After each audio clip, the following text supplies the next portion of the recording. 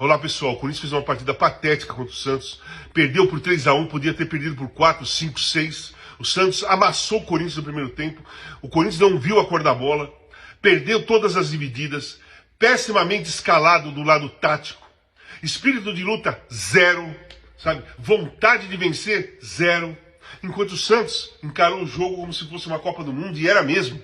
Era uma final de Copa do Mundo para o Santos. O Santos estava 3 pontos só acima da zona de rebaixamento. O Santos entrou com um espírito de luta.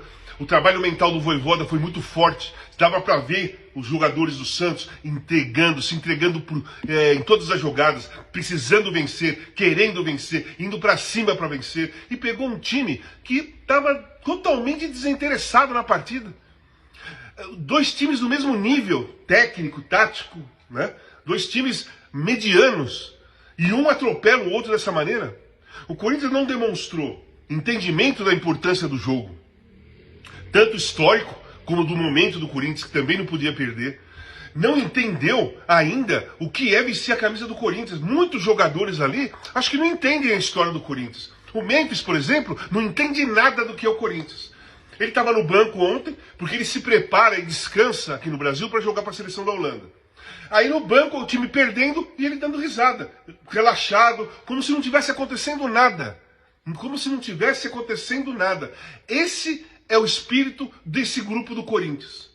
Essa é a mentalidade desse time do Corinthians hoje. Então tem muitos jogadores ali que não entenderam nada, não entendem nada e nem se esforçam para entender o que é vestir a camisa do Corinthians. E aí dá esse tipo de vexame num clássico contra o Santos. Talvez a maioria deles nem saibam a importância do que é Corinthians e Santos.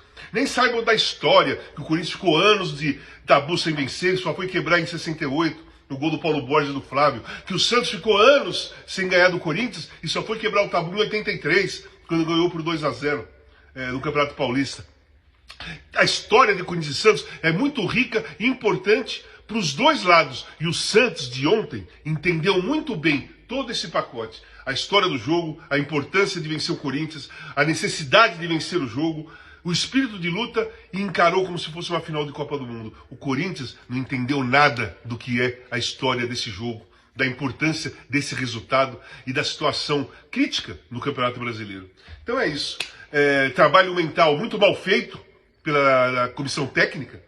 Enquanto o Santos entrou para atropelar, o Corinthians entrou para passear e foi amassado. É isso. 3-1 para o Santos, justo, poderia ter sido mais. Uma vergonha o comportamento do time do Corinthians na Vila Belmiro.